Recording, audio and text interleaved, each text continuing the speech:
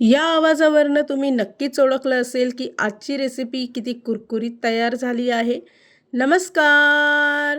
स्वागत आहे तुमचं आपल्या यूट्यूब चॅनल सोनाली रेसिपीजमध्ये. तर आजची खास रेसिपी आज आपण बनवणार आहे.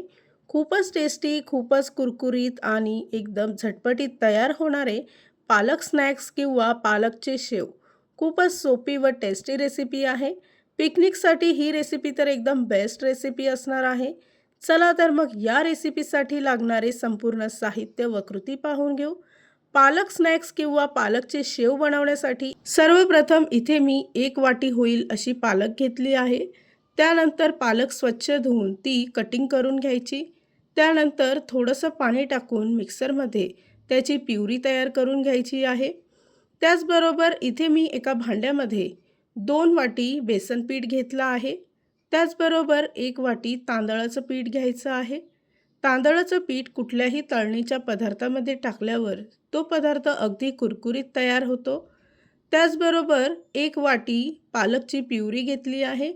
1 मोठा चमचा पांढरे तीळ आणि 1 चमचा ओवा घ्यायचा आहे. त्याचबरोबर 1 चमचा गरम मसाला आणि अर्धा छोटा चमचा हळद घ्यायची आहे.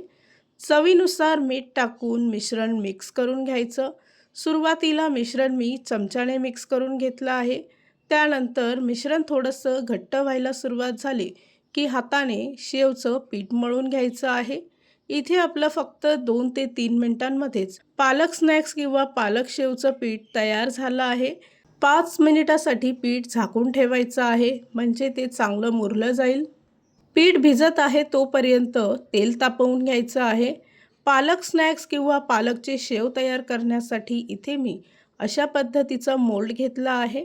त्यानंतर साच्याला आतल्या बाजूने तेल लावून घ्यायचं. तयार केलेलं शेवचं पीठ यामध्ये टाकून साचा घट्ट बंद करायचा आणि दुसऱ्या बाजूला इथे मी तेल तापवत ठेवलं आहे. तेल चांगलं कडकडीत तापवून घ्यायचं. तेल तापलं की गॅसचा फ्लेम मध्यम आचेवर ठेवायचा आणि अशा पद्धतीने त्यामध्ये स्नॅक्स किंवा शेव पाळून घ्यायचे आहे. फक्त 1 ते 2 मिनिटांमध्येच अगदी कुरकुरीत असे शेव तयार होतात. या रेसिपीसाठी लागणारे संपूर्ण साहित्य व कृती मी तुम्हाला डिस्क्रिप्शन बॉक्समध्ये दिले आहेत, तर तुम्ही तिथे जाऊन चेक करू शकता. तयार झाली आहे आजची खास रेसिपी. खूपच सोपी, खूपच टेस्टी, अतिशय झटपटीत तयार होणारे पालक स्नॅक्स किंवा पालक शेव. ही रेसिपी तर तुम्ही नक्की ट्राय करून बघा, तुम्हाला खूपच आवडेल. इथे मी तुम्हाला शेव तोडून दाखवते. तुम्ही पाहू शकता आवाजावरनं शेव किती कुरकुरीत तयार झाले आहे.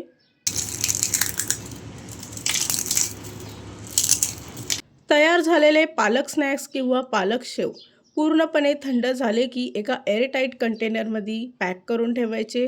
साधारणतः महिनाभर तरी हे टिकतात.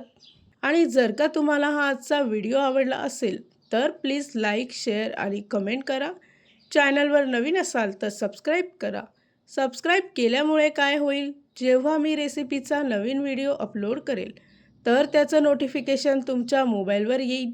आणि पुन्हा भेटूया अशीच एक रेसिपी घेऊन.